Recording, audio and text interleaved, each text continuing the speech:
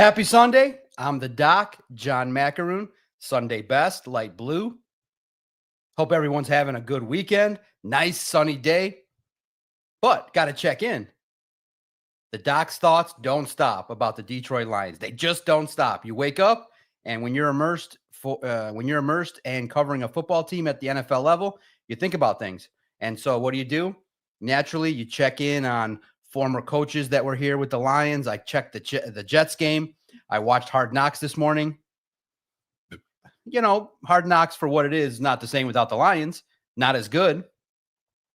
But the Doc's percolating based on what he saw with the Jets. And so I'm not here to be an alarmist.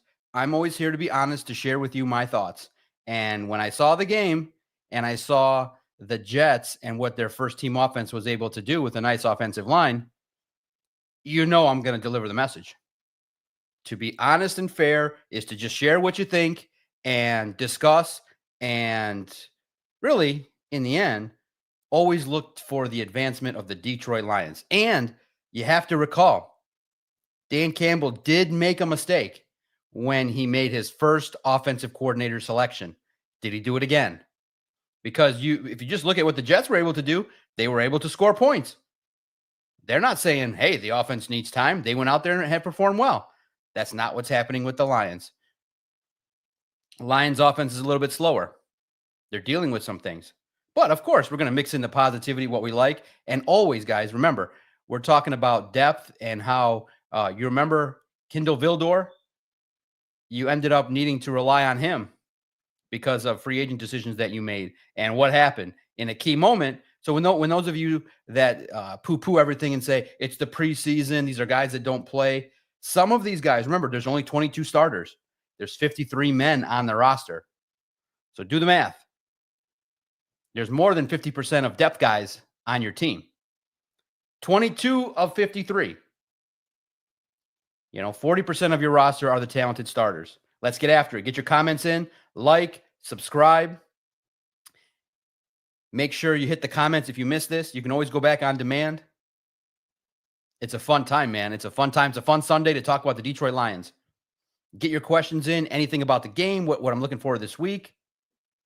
But I have some things I want to cover. Probably keep it short. It's Sunday. I want to hang with the family a little bit outside. Got some content locked in, ready to go at Lions on SI and here. We've gone live every single day during training camp. Every single day since training camp, giving you my thoughts.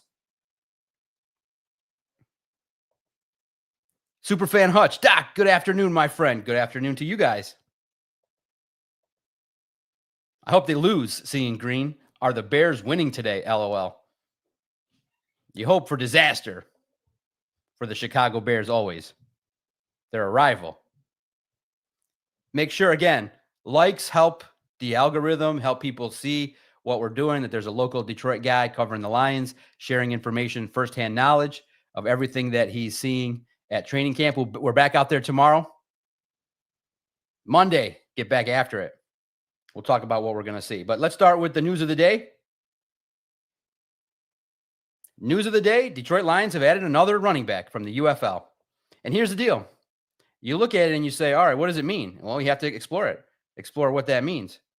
Obviously, we have been paying attention to the backup running back battle behind, because the established three, the big three. It's going to be Jahmyr Gibbs, David Montgomery, and Craig Reynolds. Barring any injury, those guys they're it. Craig Reynolds has showed that he probably doesn't even need to play anymore in the preseason. Lock him up. He's good. And he almost got taken out by Hendon Hooker, with a pass that wasn't zipped as much and didn't have the velocity that you needed. Tried to lead him, put a little air under it, and Craig Reynolds almost got popped. Sunday morning, it's reported by multiple people, the Lions have added another running back from the UFL. Deion Jackson played for 3 seasons, he's played for 3 teams since 2021. Last played in the NFL in 2023 when he had stints with the Colts, Browns, and New York Giants. So when you look at the Lions adding a running back, there's a lot of ways to interpret it. You look at Jabari Smalls, I don't think that he's had enough of success to be able to warrant a roster spot. I think Jacob Sailors has come in and really showcased what the Lions are looking for: hard running, consistent, and can make plays in the game. And so I think he's pushed ahead in the running back competition. And so for the Lions, I do think that maybe there's going to be a corresponding move. And also, you have to recognize that what it could mean for Sione Vaki. He had a nice practice and then missed a practice. We don't know why. And then he missed the game. So that means you probably need a body. Jackson's appeared in 29 career NFL games and has posted 283 yards, 2 touchdowns on 95 carries. Biggest year was in 2022 with the Colts. He got into all 16 games. Got into 16 games, notched 236 yards and 1 touchdown on 68 carries. Played collegiately at Duke. And for the Blue Devils, recorded over 2,000 yards, 2,267 rushing yards, and 18 touchdowns for the Blue Devils. Now, the Lions have showcased that they are definitely willing to look to the UFL for some talent. He was with the DC Defenders of the UFL. Nick Whiteside, Jacob Sailors, Steven Stellanos. The Lions are serious about, hey, if you put some film, you can get into you can have an opportunity to get after it. So the Lions have added depth at running back. I think that Jacob Sailors clearly has showcased that he can be somebody that can be relied on and can be a player that we monitor throughout training camp. But for Deion Jackson, there's an opportunity for him to make a name for himself, or, at least potentially, maybe not a chance to earn a spot on the roster, but a chance to fight and battle for the 16-man practice squad. And the Lions value that. There's some open competitions there. So I like Deion Jackson. I like the signing, but that might not be the great thing. Some of you guys are starting to preview what I'm going to talk about. Superfan Man, thoughts on the Packers? Thought they looked terrible. Yeah, I was surprised. Their defense didn't look that great. And the first team, I thought the Jets really pushed them around. The Jets offensive line pushed around the Packers defensive line.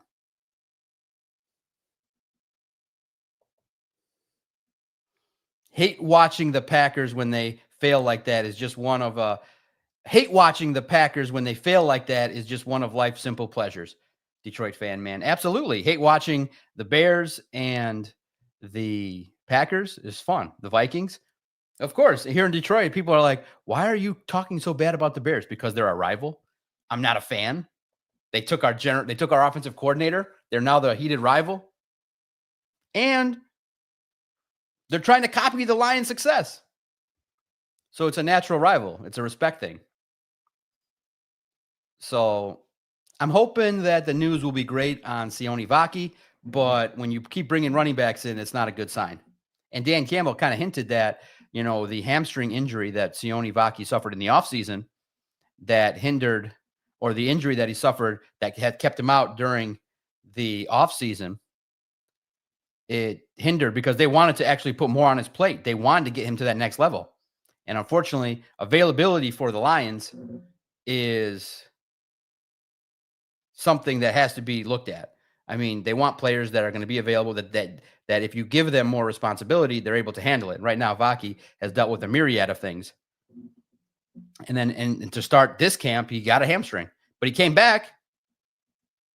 But unfortunately, sometimes leg injuries or whatever he's dealing with, ailments can be tricky, affecting multiple parts of the body. So I'm hoping that he can get back at some point in the preseason, but we'll get an update on Sione Vaki on Monday, mid-Monday morning. But I'm curious. What do you guys think of the signing of Deion Jackson? Do you think it's warranted? I think when you look at the Lions and what they want to do at running back, they're very comfortable with their top 3. Deion Jackson will provide some depth, and his time in the UFL, I think, will bode well. The Lions have tape, and they feel comfortable knowing what he can bring to the table. The veteran has bounced around and been with 3 teams. Most notably had success a couple years ago, but I think can be a nice addition. And most importantly, compete and block and try and help practice this week, because the Lions' short down situations didn't show a lot this last week. And so the depth, that's why they added Sailors now and Deion Jackson. So adding more depth at running back can only bode well for practices, especially when you're going up against the Dolphins defense this week in joint practice. There'll be a chance. And I just think that Jabari Smalls hasn't done enough to get after it.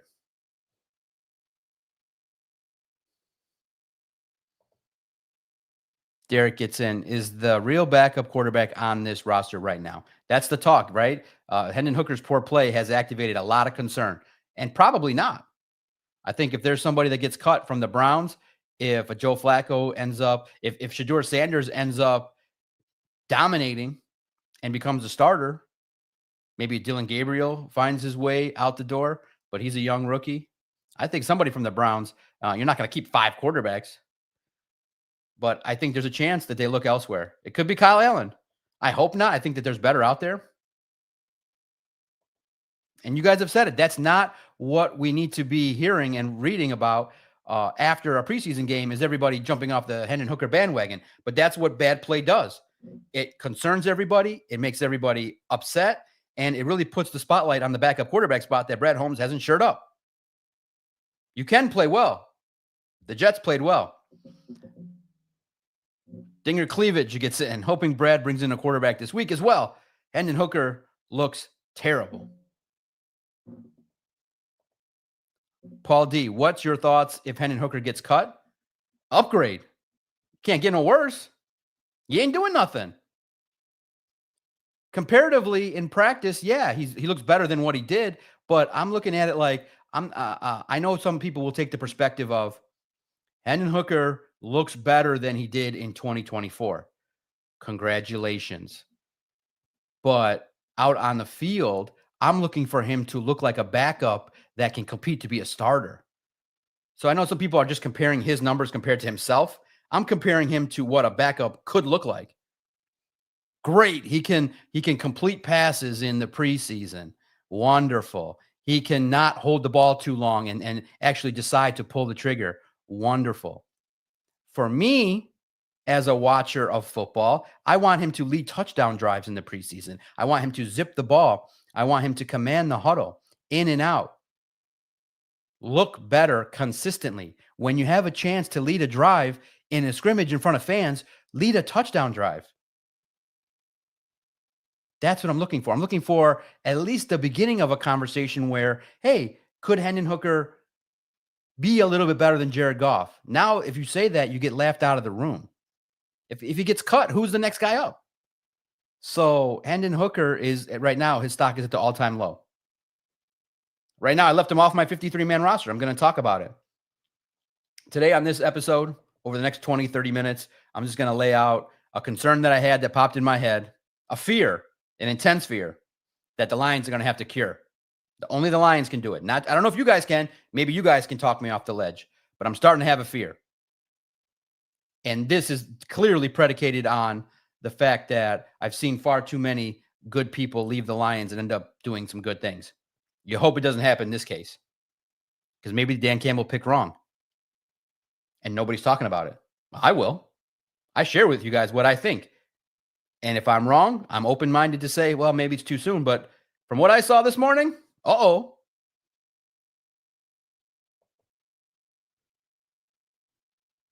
yeah, you guys know what I'm going to talk about. Max Splicer knows.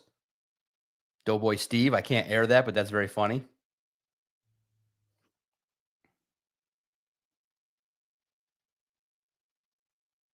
The Lions have to showcase that, hey, it's not just a daily opportunity to go out there and stay healthy. You got to execute. The offense has to take a step forward this week because John Morton has had a little bit of a slow start in regards to team periods and certain situations now where it's clear that Calvin Shepard is ahead of him, as he really kind of should be. But you still have talent on the Detroit Lions offense. You have more talent than what they showcased last week. This is just a 1-week look. I'm not going to extrapolate and say the Lions offense is going to be terrible. I'm just looking at what I think about right now, and I share it. I don't want to have perspective. I don't want to be patient. I want to talk about it right now. I thought it this morning, and so I share it. Hit the likes, people. Thank you very much. There's about 300 of you. in this room at this moment. That's awesome. Across multiple platforms. Hit the like button. All right, here we go. Buckle up. And feel free. Do you have the same concern? Did I activate something that you thought about and are wondering about? Because it's easy for everybody to go, calm down. Let's wait. Listen, it's Sunday. I don't want to calm down. I'm activated. My mind is racing. Maybe you guys can calm me down a little bit. But here's a thought I had. Tanner Engstrand put together something nice for the Jets. And I read up on him, and you understand what he brought to the table. He worked very closely with Ben Johnson. Young, innovative, had experience. Part of the passing attack. Worked with Jared Goff. Younger than John Morton. Tanner Engstrand might have just made Aaron Glenn's life super easy. The talk of the Jets camp has been Justin Fields finally has people that know how to utilize his skill. Justin Fields, Hendon Hooker, see any similarities? Justin Fields finally has somebody that's willing to work with him and tailor an offense to his skills. Who would that be? That would be Tanner Engstrand. Did the Lions let a genius walk out the building? Now you got to hope that he struggles, because that first performance and all the things you're reading out of Jets camp has been, wow, Tanner Engstrand can handle the job. He's ready to go. Under control, masterful, can use the talent. Garrett Wilson's expected to have a massive year. Justin Fields looked good, looked crisp. What are we seeing from the Lions? Sloppiness, can't get the formations right. Third down and short. The offensive line's not blocking as well as the defensive line. Trying to throw it deep, but not executing. Now, they're not going to show us the extreme playbook. But what they're showing is they're not executing, and is going out on the field. In 2 preseason games, multiple turnovers. It looks listless. Now, guys, I'm aware it's the preseason. They're not game planning, but you still have to execute the job at hand. They were able to, in the second half at least, with Kyle Allen, look like an offense that resembles an NFL offense. Move the football, block, clean. But Hendon Hooker wasn't able to do that. Did the Lions make a mistake? And here's why you have to entertain that. Dan Campbell basically fired someone in his first decision. Dan Campbell's first decision among one of the early ones was to bring in Anthony Lynn. And Anthony Lynn was boring and uninnovative. He ran a 1985 offense, run the ball. And everybody was like, oh my goodness, we don't like this. Dan was like, he yanked that play calling duties. And that was awkward for a football man and Anthony Lynn. And he tried to, keep it calm when people were talking about, hey, you lost your play calling duties. That pretty much means, they've relegated you to do nothing.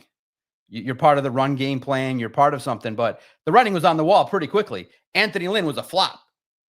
Didn't mesh well with Jared Goff. Didn't understand what was going on. And then he didn't even bother to unlock Amon-Ra St. Brown. It was Ben Johnson when he started to, through the 10th game, when he started to get some increased responsibilities in the passing game, did you start seeing Amon-Ra get after it? You had Amon-Ra St. Brown. They made him look like he was irrelevant. You had Amon-Ra St. And it took 10 games to get on board. I think they could have got on board sooner if they had somebody that was a little bit more innovative and not so conservative. Anthony Lynn, run, pass, punt, get after it, play defense. Dan's like, oh, heck no, I want to be aggressive. I want to be innovative. And also, too, I don't want to be ageist, but young cats seem to me, based on how I'm watching the NFL, young NFL players in their 20s relate better to younger coaches. So John Morton's going to have a little bit of an extra tall task to relate to these players. Now, I'm not going to say that he can't develop close bonds, but what does a guy like John Morton, who likes to sit in the lab and cook, have in common with Jahmyr Gibbs? Now, you can say the same thing, but I think Tanner Engstrand could at least relate a little bit better. Now, John Morton, I do think, is going to have this team ready and playing well. But there's something to monitor now. Is Tanner Engstrand going to be one of the guys that you end up going, oh man, he's an offensive mastermind. He's going to end up in the league costing you. Let's say, for example, the Vikings are not happy anymore. They get to the postseason. All of a sudden they go, you know what? We go offense. We get Tanner Engstrand and become a head coach. Should Dan Campbell have just promoted from within a young guy to get after it? Young, innovative, understood the offense. What do you guys think? That's what the first thing I thought. DTWA supports the doc. Yes, we let someone go. That's a genius. Superfan Hutch. I think Morton wants to run the ball too much. I know we complained that Ben didn't. I need to see Morton open this playbook. I need to see this playbook that Morton kept the same but added plays. Yeah, no, look, they're not going to showcase the whole thing. Look, they're not going to showcase their whole playbook.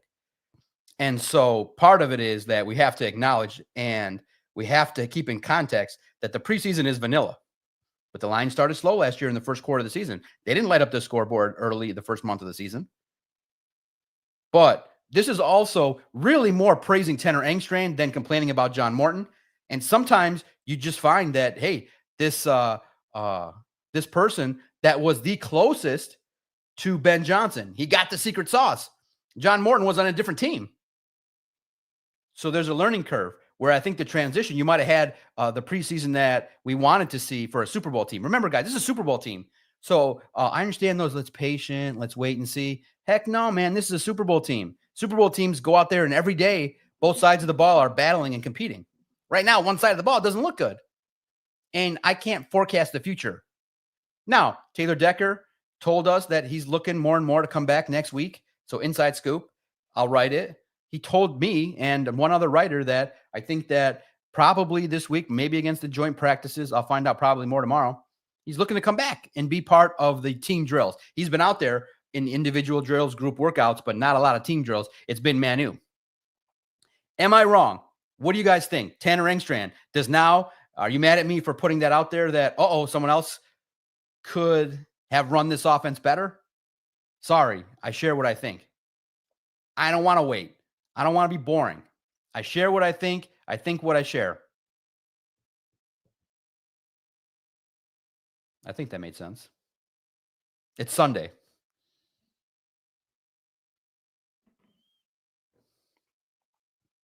Whatever comes to my head, I feel the need to share it. I feel better. And I know a lot of you think the offense is going to be a downgrade. My biggest concern on offense this year is the downgrade of Frank to Graham. I think Ratledge can hold down right guard. I think every other position on offense is equal or better than last year. Get after it, Derek. Great comment. Am I wrong? What do you think about Tanner Engstrand? Are you guys growing concerned about John Morton? And it might be two things that are on the same plane. John Morton might be a great offensive coordinator, but Tanner Engstrand might be better. Brent, that's another aspect. Word was that Tanner was a genius, but they didn't think that he had the personality to lead the offense. Well, Brent, do you think that Ben Johnson had all this all-world personality? Matt Patricia brought him here. Ben Johnson was a yeller and a screamer. He's a Matt Patricia type. Ben Johnson was not, and just check out his media sessions. Dry as toast. Ben Johnson wasn't Mr. Personality. They just got an older version now running the offense. And John Morton has a personality. He's just not sharing it. And listen to what he said. He said, my favorite thing to do is to sit in the lab alone and cook and game plan. What does that mean? He doesn't like all this noise. He doesn't like the hubbub. It's a little bit different. He doesn't want to stand on the sideline and cheer with the players. You celebrate. Hey, you make a good play. First thing you do, you hug your coach. Dan and Ben and all those guys. So he's a little bit more reserved. Not saying that it can't be successful. I'm just saying the new wave, you're not going to see John Morton doing no TikToks. John Morton ain't doing no podcast. This is a 5-minute podcast with John Morton. I'm loving football. Football's great. That's my 5 minutes. Thank you. I should challenge myself to be like, Mr. Morton, come on my podcast. Let's talk ball for an hour. light up your personality a little bit. You're putting me to sleep. The doc needs a little bit of something. Can I get you to laugh, John Morton? That'll be the test. So, John, one of my questions would be, John, how many deep plays are you going to throw to JMO this week? He's going to be like, what? Are you serious? I'm probably not going to divulge that in this kind of setting, but we're going to keep it moving. Mr. Macaroon, I'm not coming on your podcast. Got to be a little bit more as an offensive coordinator. It's not just X's and O's. It's not just game planning. There's a lot of total. It's about setting up plays. It's about learning tendencies. It's about, and remember too, that we're also right now, as we sit currently, projecting that the talent will be good enough across the board as starters to help John Morton. So that's a key. But his first go around as an offensive coordinator with the New York team did not go well. Did the Lions let the next offensive genius leave? Are you concerned? Did I open something up that I shouldn't have? Come on, Don Burr. Everything's an issue. It's football. Man, just call the right plays and get more wins than losses. This is a non-issue. It's an issue. You had somebody. Now he's having early success with Justin Fields. Many people thought he was a backup. 30 points in a preseason game. They look good. The talk of camp is Engstrand's got this thing moving quickly. What happened to it takes time? What happens to the offense should be behind the defense? Brent, invite Johnny Moe on this podcast. If he declines, quote Millen to the other Johnny Morton, ask him, where are your testicles? John Morton, come and answer the questions. Robert Edwards, you're asking a question no one can answer. Yes, they can. Simple. I'm telling you, start watching Tanner Engstrand. He might end up costing you something down the road. Might be the Vikings' new coach. If the Packers keep flopping, guys, coaches recycle quickly. He could be one and done with the Jets. Boom. They like what he does. The Jets win a playoff game. Who's going to be knocking for Tanner Engstrand? Every NFL team. You don't think that the Packers and the Vikings coaches could be on hot seats if they flop? You can answer it. You can talk about anything. Based on the fact that now everybody, because of me, is going to watch Tanner Engstrand and the Jets, as you should. You should be invested in Aaron Glenn because he's going to do a great job. He's a leader of men. And if he can, if the Lions have been resurrected, if the Jets get resurrected, it's only great for the league. You know I'm watching the Jets and the Bears. So you can answer every question. What are you talking about? Can't type in yes or no? Maybe so? Absolutely. That's what we're here to do. We're here to talk, speculate, discuss. What am I here to do? I watched the Jets game and I said, uh-oh, that was the first thing I thought. So go watch the Jets and come back and tell me. And plus, I'm a Lions fan. You recognize that the Lions drafted Eric Ebron and not Aaron Donald. That's traumatizing. You don't just get over that. I'm a psychologist. You draft Aaron Donald, you win Super Bowls. You drafted Eric Ebron, and you got what you got. You've made some bad mistakes. Matt Millen loved wide receivers. Man, they love wide receivers. They're like, wide receiver, Roy Williams. My goodness. So until they win a Super Bowl, I question everything. I don't got no pride yet with the Lions until they win a ring. Until at least they get to the Super Bowl, then maybe I'll give them the benefit of the doubt and have pride. Right now, I complain and I nitpick. And I question things as somebody that's covering the NFL. And I want to talk about it. I should be running, right? I should be working out, tanning, hanging out with the family. But I'm fretting about Tanner Engstrand being the next offensive genius and John Morton getting blown out. But maybe John Morton will calm everybody's nerves, put on a good performance and joint practices, get everybody going on offense, get the sloppiness out of the way, and get after it. Remember, Dan Campbell had an issue. Am I wrong? Am I way out of bounds here? And Robert, we can talk about that all the time. Green Bay sucks. Jordan Love is nobody on my radar that's going to scare me. And I say that with all due respect. I love that they got Jaden Reed, though. No, I'm just teasing. You guys know. You respect the Packers. I like what they bring to the table. I respect the Bears. You don't talk junk against your opponent unless you're watching and have a little bit of like, they got something here. The Bears are doing okay, but not as good as the Lions. The Lions are going to unload the chamber week 2. It's going to be fun. But the Lions are the class of the division. But I want to look at them as being, I want them to look like a Super Bowl team already. What are you waiting for? No time like the present. So this week they go up against the Dolphins, and the Dolphins SI reporters coming to town. We're going to have some fun. Me and AP going to get after it.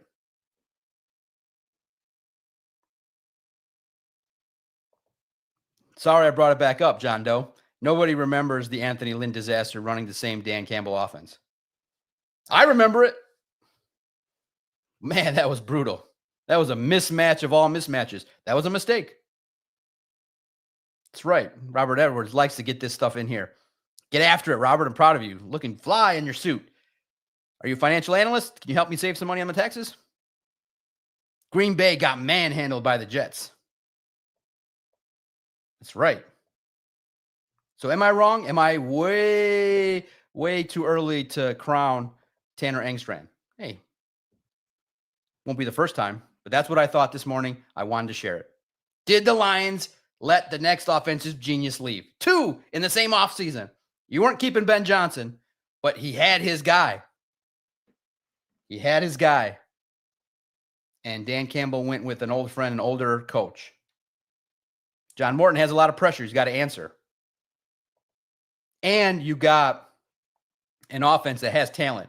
So if it doesn't go right, it's going to be a combination of heat on the players and you, John Morton. So you're tasked with a big responsibility. Jet Nation's happy. Lions Nation's a little anxious with that offense. All right. You are free right now to go. I did one this morning. I woke up early, watched the Jets, and created my latest 53-man roster prediction. One thing I did, listen, these are predictions. They're more lighthearted than what, some of you guys took it seriously. I did have the Lions keeping 7 running backs. 7 wide receivers. Let's go through it real fast. I'm going to show it to you on the screen, and then we're going to go through it, and I'm going to get out of here. Get your last minute questions in. And I am not of the opinion, Silent Service, that it's jumping the gun. It is the preseason, but you still got to show something. You practice how you play. And you play how you practice.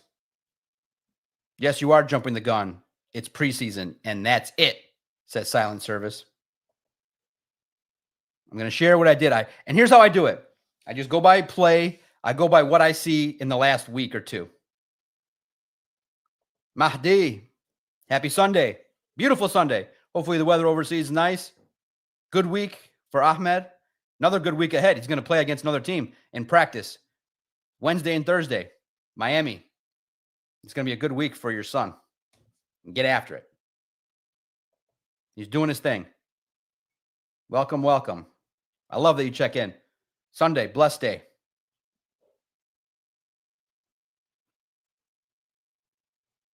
Now, I'm going to share here. I'm just going to go through it real fast, and then I'm going to break it down and just give you my thoughts.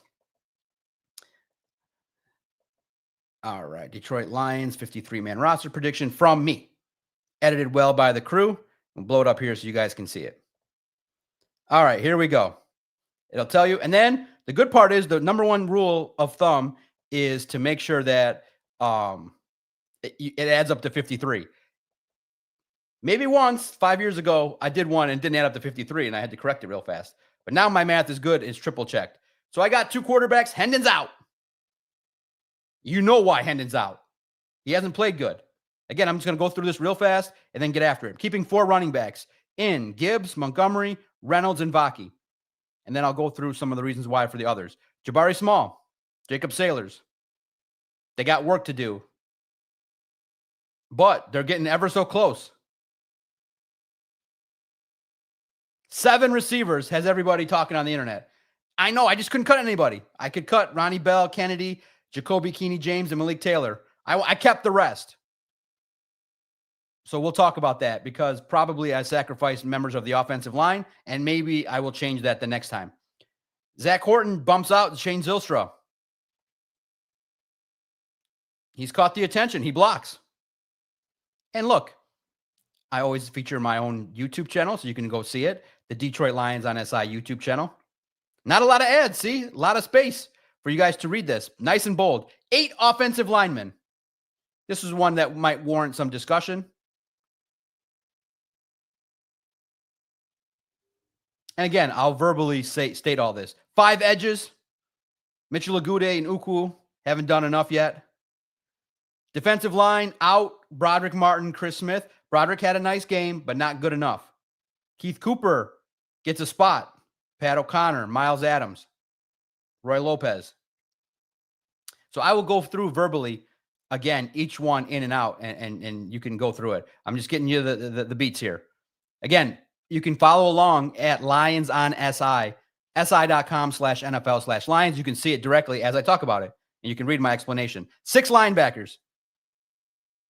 I think that Nowatzki and Zach Cunningham and Grant Stewart have solidified some positions currently. 5 cornerbacks. Rock Ya-Sin and Nick Whiteside doing some things, making some plays. That gets you a spot. 4 safeties with the veteran Maddox and Ian Kennelly. And Kennelly's getting the benefit of other guys getting hurt. I think Maurice Norris and Dan Jackson being injured gives them an opportunity to be on the roster, but not count against the first 53. We'll see how that progresses.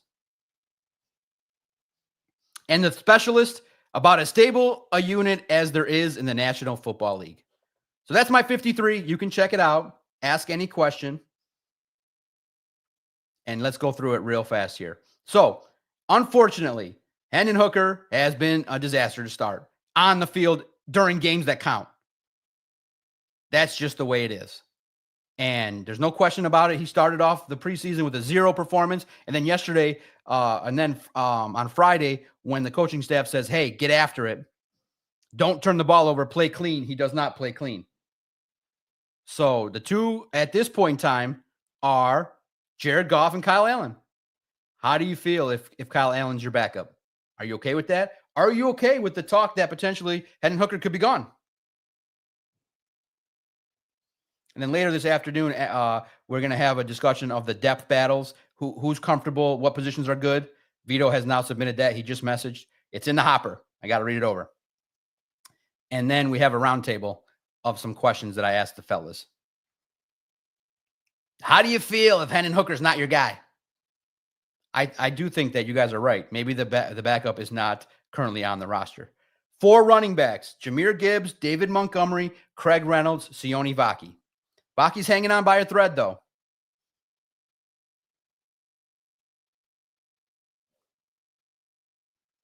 Hanging on by a thread because of his talent, and he's a draft pick. And I know that Brad Holmes loves his draft picks.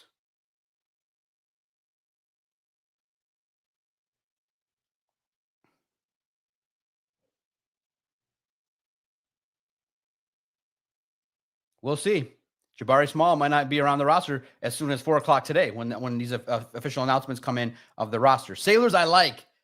So if it's not Vaki, Sailors could next week in the next one jump right in there as quickly as possible. 7 receivers: Amon-Ra St. Brown, Jameson Williams, Tim Patrick, Khalif Raymond, Isaac Tesla, Lovett the draft pick, and Jackson Meeks. They've all earned their spot. Ronnie Bell, Tom Kennedy, Jacoby Keeney James, and Malik Taylor are the ones that are out. Tesla is making a case to be the number 3 receiver. 3 tight ends: Sam Laporta, Brock Wright, Zach Horton. Zach Horton blocks. He could be a fullback that leads the way for Montgomery and Gibbs to get into the end zone pretty easily. Zach Horton, number 40, is making a name for himself. Now, the toughest decision I had was Tristan Colon. I think Coyote Awosika is doing his thing. Giovanni Manu is a project. I think that Colon has a chance to be somebody the team trusts and most likely will by the final 53 man get on there. But I look at it like if it's not Graham, then you can get some dual benefit from Tate Ratledge. If something happens to Graham Glasgow by week 7-8, you just throw Tate Ratledge in there, and then eventually Miles Frazier will work his way in. That's the toughest position. Right now, you're absolutely right to debate it. Cologne over Awosika is tough.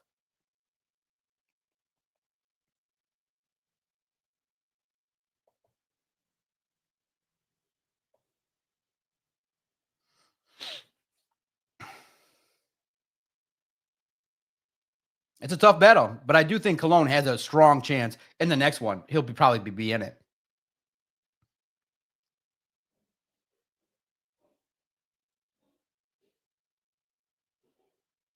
I think, in our haste here, Malcolm Rodriguez, we have as injured. He's on, if you look at it closely, it's injured / Malcolm Rodriguez. I didn't bold it, so I'll tighten it up when we're done here. Actually, I can get it tightened up right now, right this second.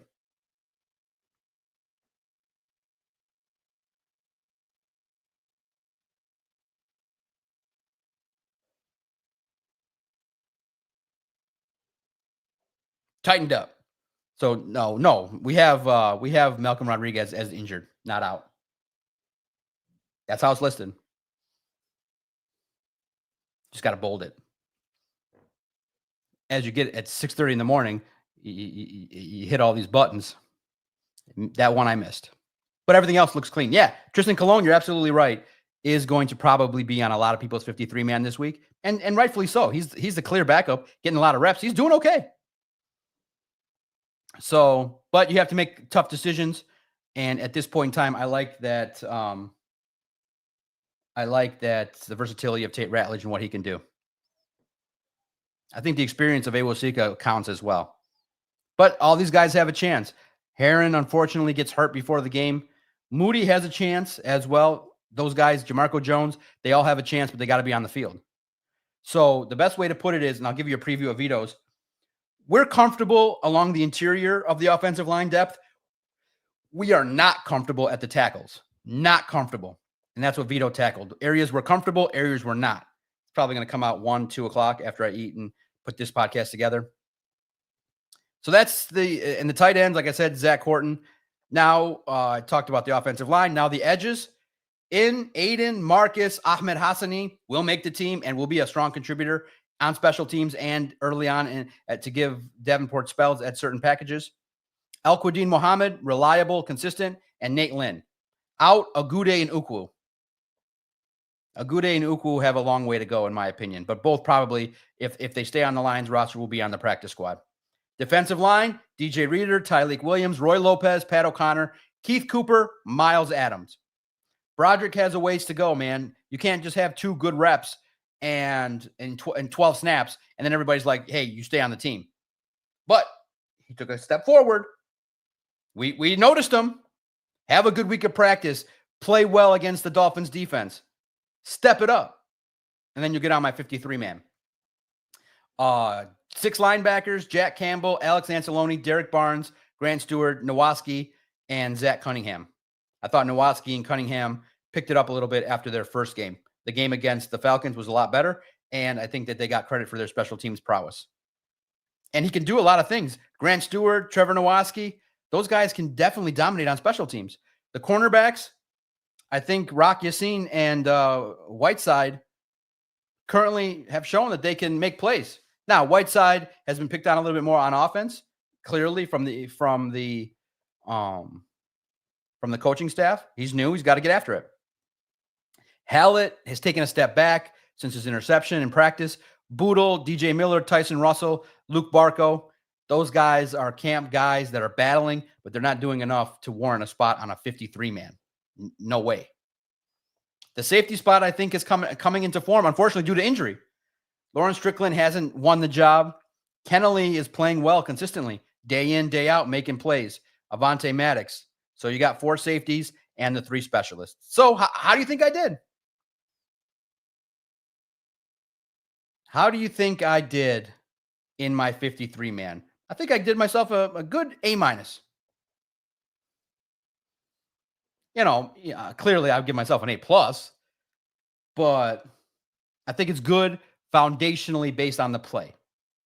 Now you're going to see a whole bunch of them. Now, I'll say this. I got to toot my own horn. I will never put stuff like that behind a paywall. Even if they told me to, I'd be like, listen, no. It's a 53-man projection. I'm not going to put a locked key on that. Rodrigo's on the injured list. So, no, he's going to start the year on a list. So, he's basically, when you see the list, it'll be in, out, injured. The injured guys are still on the team, but they're going to be on a list, so they don't officially count on your 53. They'll be part of the team, but when you count to 53, they can be on it, but not part of the official list. So he's on the injured list. It says injured Malcolm Rodriguez. Out means not on the team, maybe on the practice squad. That's how you read it. Yeah, Boodle been getting cooked. So make sure you read it properly.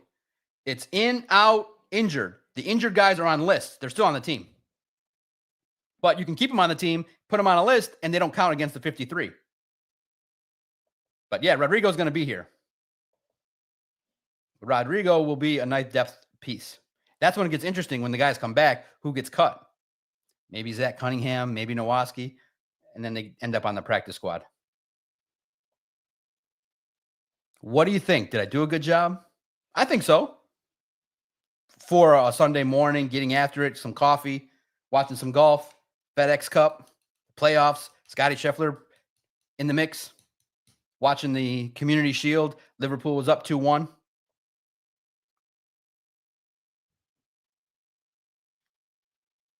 All right. I liked it. Let's see what some of you guys are thinking. John Doe, can you ask DC if he ever talked to Bridgewater about coming here? It's a fair question.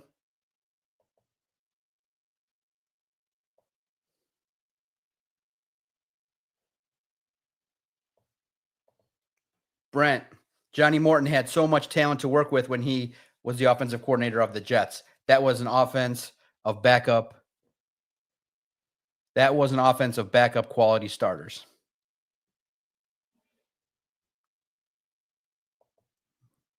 Didn't go right. And also he lost the room. So that was an unceremonious thing. But this situation's different. He helped put in this offense. He's very close to Dan Campbell. He knows these guys. So I do think that there's more of an opportunity with the talent. The starters. I love the 22 starters. Love them. Nobody's going to love the starters more than me, the DOC.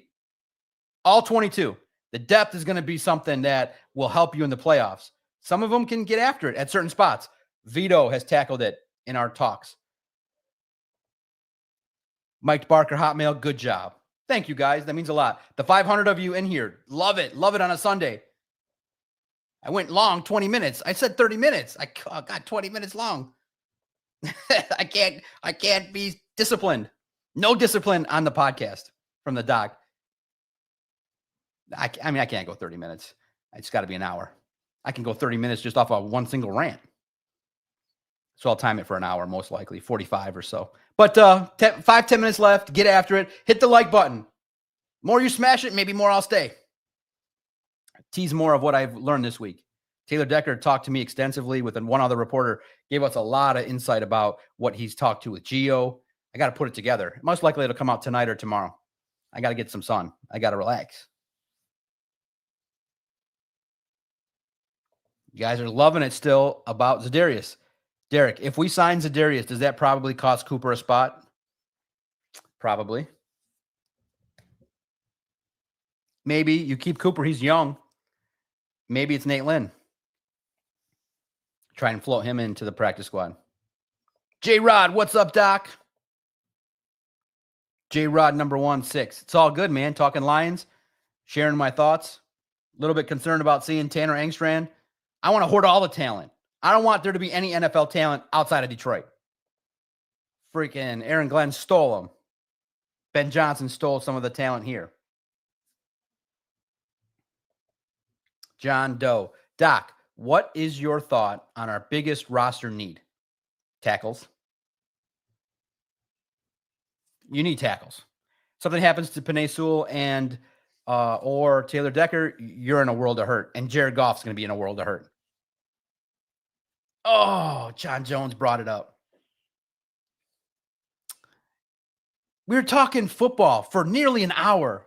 Like it was 48 minutes of hardcore football and 2 minutes on myself. John Jones had to get in here. Doc, it might be that time to go bald or a man unit. I hear that every single day. I'm hanging on, man. I'm hanging on. Let the man that has thinning hair since he was 24 hang on. Let me hang on. It's a personal matter. I don't want to be bald. I feel like just look at it. Just look at it realistically. The camera in front of you. You know I wear hats.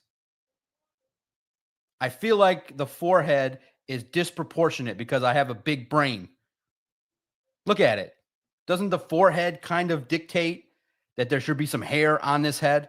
I feel like my forehead is vastly disproportionate. And if I went bald, it would be quite scary looking. I don't want to put, I have humbly my videos distributed across 75 to 100 websites across the world.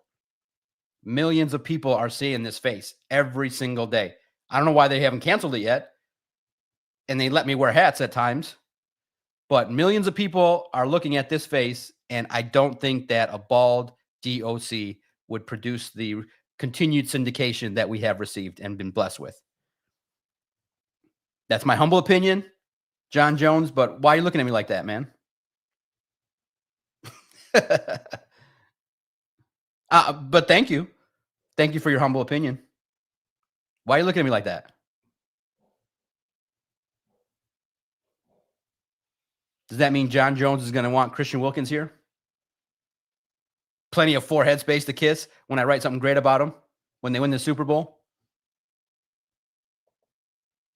Mark Gonzalez. Tanner Engstrand also had Adrian Martinez, the Jets' third-string quarterback, looking awesome too. 11 of 16, 152 yards and a tutty. Yeah. Familiarity. I told you it was impressive. Impressive enough that I had to talk about it. Nobody else is going to talk about it. Nobody else is going to get here and explore a lot of different things. I'm an explorer. A true journalist, psychologist, explorer, podcaster.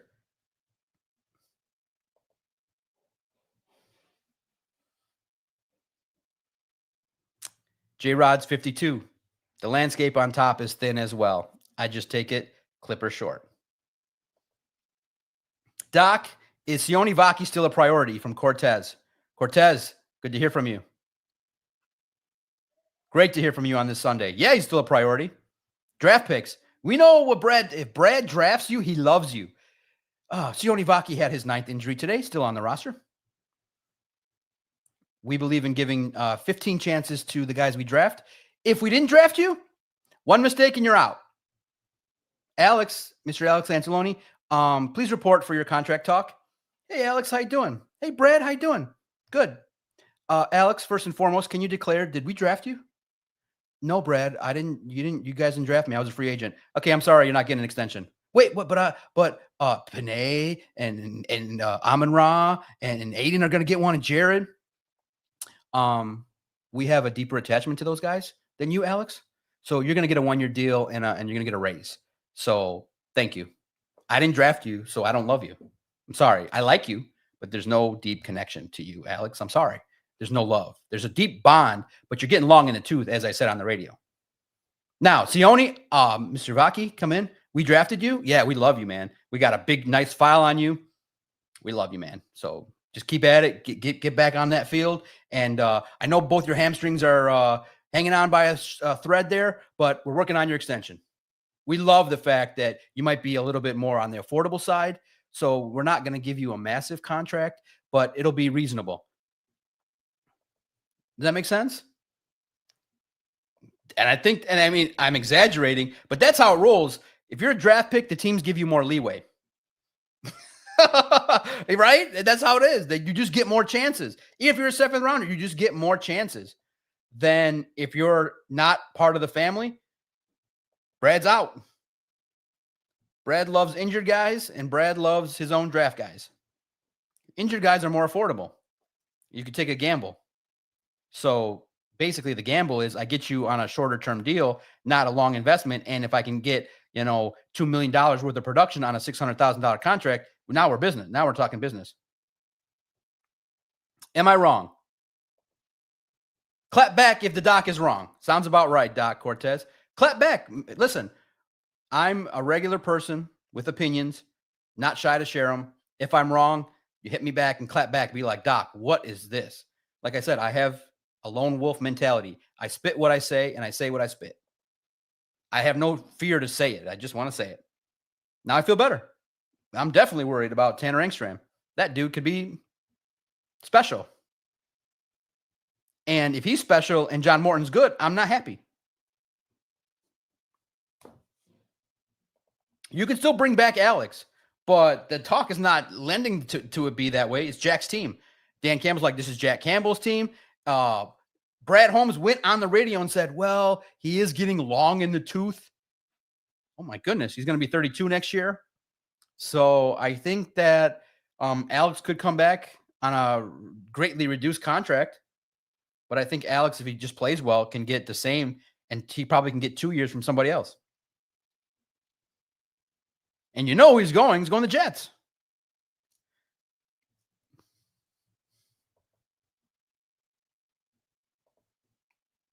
And you're absolutely right, YT. Brad has hit too many times for me to second guess him, to be honest. No, there's no championship. Yeah, he's definitely better than what we've had, but there have been some misses. And here's how I would say it. Here's a perspective you can take to not discount what he's done. But if he would have not taken Hendon Hooker, not taken Giovanni Manu, not taken Broderick Martin, not taken Levi Onwuzurike, not taken Ennis Rakestraw, you might be closer to the Super Bowl than you are right now. Not saying you could win it, not saying, hey, you might be closer if you just hit on two of those guys. This is not college. You don't get 5 years to develop. You don't trade up for Broderick Martin. Simple as that. And I think those are things that he's learning. That's right, DM5, some support. Doc, I'm 42 and have the same thing on top. Who cares? We rock it out either way. That's right. The man makes the hair. Go Lions. Some support. That's why I like you guys. Nice mix of trolling and hate and love. That's what makes it great. All right, last questions. You got 180 seconds. Doc's got to get outside. Got to enjoy my backyard. Have some cocktails. What are we drinking today? Coors Banquet for me. Pretzels, snacks, watch the Tigers. Get pissed off at Scott Harris. He has no clue about the constituents in which he represents. I'm hearing DM5 TV is 42. Scott Harris might want to bring him in as a reliever to help his Tigers. That's the right age group for a World Series contender. 40-year-old relievers. Losing to the Angels. It's embarrassing. Bud Light Platinum for John Jones. Cortez. Listen, man, when you come in strong. I like it. Brad's biggest miss was Pascal. You know what's up, Cortez. Not afraid to analyze critically the team, as you should. There's no rings. One more from Detroit Fan Man. What matchup versus Dolphin is most exciting? Reed versus Tyreek? Oh, hell yeah. Absolutely. Detroit Lions defensive line against the offensive line of the Dolphins. Yeah, Tyreek Hill. We know what you're talking about. Hill versus Reed. And JMO versus their defenders. St. Brown. It's going to be great. What would you want? Because here's the thing. Real quick preview. There's going to be two reporters now. I have a friend. Watch what happens now. The Lions catch wind of this when I post a tweet. John has somebody else that works at SI that's going to be there. We can't have that. They're going to ban my other guy. The Dolphins SI guy, great writer, great analyst, will be there. So we will split the field. We will have coverage of both fields, but I will not be watching both fields. So the first day, I'm thinking I want to watch the Lions offense against the Dolphins defense. And he will watch the Dolphins offense against our defense. Do you like that? And then we will get together and chat and try not to get distracted and be professional and report on what we saw. Now, we will live tweet. I will live tweet because there'll be fans there. So you can follow along at Detroit Podcast. Do you like that? Do you like that I hit the offense first? Or do you want to see how the Lions defense hits Tyreek Hill? You let me know. But that's my initial thought of the coverage. I have a friend. Oh, wow. Be like, John, I'm sorry. We've noticed that you're sitting too close to a reporter that you can talk to. We're going to put him on the other side. Be like, why? Because we noticed that you've been a lone wolf this whole time. You're not allowed to have friends. I just want another reporter to help out, to report accurately. You're not allowed, Mr. Macaroon. Sorry, it's you. We've decided that we're going to stick with this one for you. Okay. And I'm still rocking it out. I actually kind of like it. The more hurdles you put in front of me, the more I'm going to knock them down and the more success I have. It's just the formula. I love it. I'll be like, Mr. Macaroon, we're going to need you to not be on the field when you cover the team. Sure, where would you like me? We're going to need you at the very top. But there's nobody else there. That's the spot for you. I can't see. I think that's the appropriate avenue that you need to be. No, I'm kidding. I want to give the Lions respect. They let me show up there. It's amazing. And they've done a wonderful job since Dan Campbell's been there. We can actually get on the field and see. Oh my God. They've done really. I joke around a lot, but the radio stations need 5 guys and the TV stations need 5 guys and all the newspapers need 5 guys and Doc just needs 1. I love it. I absolutely love it. And you know what my favorite, honestly, guys, and I'll end with this. My favorite thing to do when I get to the stadium, it gives me motivation. And like I said, it's kind of like the dumb Jordan thing where you just want to create nonsense to make yourself happy. I show up to the Lions games 3-4 hours early, one of the first people to get there. I'm early because I'm Arabic. And if I thought to leave on time, I'd be 4 hours late. So I get there for a 1 o'clock game about 10 o'clock, 9:45. I get there. The first thing I do is I typically sit in the same spot. I stare at where the Lions assign me. And I start reading how many seats these other sites get. Free other newspapers, 5 seats. Other newspaper, 5 seats. Radio station, 4 seats. I haven't applied for other seats in the game for my staff. It's not needed. We can cover it fine. I don't want to waste their gas. But I get pissed off. And I go, man. I tell myself they probably wouldn't even let me get 2 seats if I applied. When there's openings, I'm lying to myself. And I just get pissed. And I go, oh, okay. 6 seats for this company, 8 seats for that company. And then I tell myself, damn, dog, you can only get 1 for your coverage on the field. And then I just get pissed. And then I write great articles. And then the numbers go through the roof. And then the cycle keeps going. So again, I'm not poo-pooing the Lions. I'm just using it to make myself feel better, to motivate myself, because it's a repetitive job. Yeah, that's right, crazy clown. Great pizza order. So I manufacture shit to get mad. I manufacture stuff to get mad at just so I can write more. I wrote 1,000 blogs last year. And great numbers, great returns. Look, like I said, I'm shocked that 3,000 people subscribe to this. And the comments have been very supportive. I love checking out the comments and the stuff that you guys are saying. Sounds like you like it. But yeah, I manufacture stuff just to get mad. Because I'm a nice guy. I'm really easygoing. But yeah, I get mad. Because every year I've asked for a second reporter for 3 years now. And they've only given me 1. There's only so much space. And I'm very low on the priority to get a second reporter. But I can humbly say that the On SI platform with Minute Media and STN News and the Players Tribune, let's just say our company status is pretty good. They take care of the doc, keep me fresh, keep my lights on. I'm very happy. Why would you credential one of the biggest outlets in the world? Okay. It's one of the biggest. I wouldn't affiliate myself with one of the second best. Brent, thank you. Mr. Macaroon, I don't know. That one credential you got, can you cover the team from the parking lot? What? I don't get Can I get to the field? We've noticed that, people are just yelling out Renaissance Rogue Man for some reason. We don't understand why. We don't want any of that. It's just calm it down.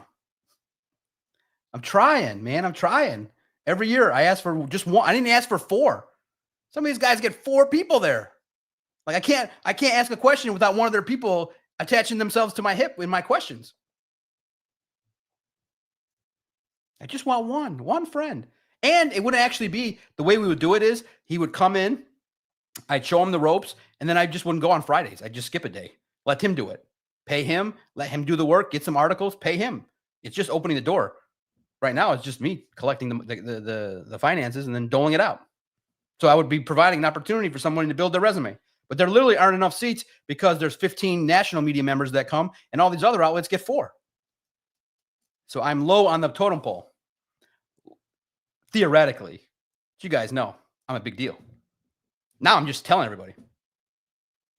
Tired of being humble. Does me no good.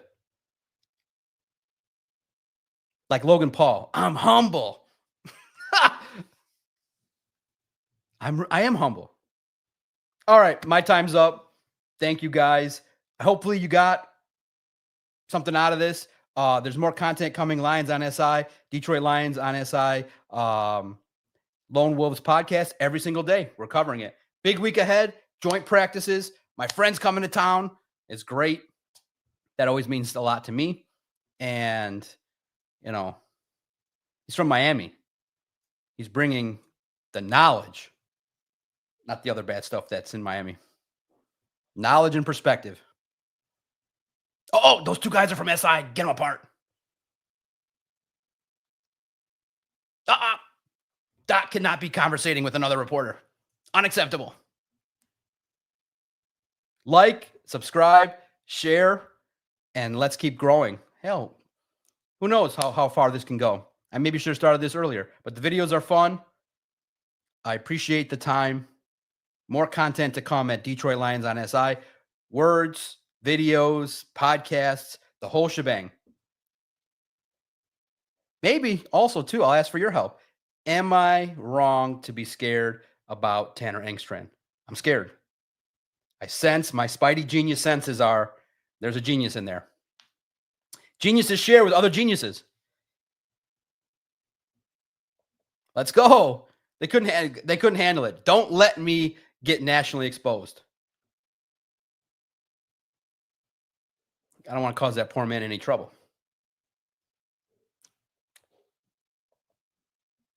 Thank you, guys. All right. That's been my time.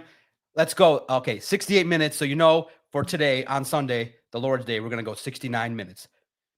One more minute. Again, coverage. We're going to have 2 reporters out there. We'll break bread Wednesday and Thursday. That's the joint practices. I think day off Friday, which is great. Saturday's the game. Thank you, guys. I humbly love coming on here and recording. I was supposed to go 20, 30 minutes. I went an hour and 9 minutes. Fast, too. Fast-paced. I hope the Tigers win the series. I hope that it's a fun Sunday for Tigers fans. It's a big deal. And I hope that the Lions stay healthy. What am I looking for this week? I'm hoping that Jared Goff plays well, kind of gets out of the slump that they've been in on offense. Kick it into gear. Kick it into gear. John 69 says, if you follow the doc, you are promised 3 things.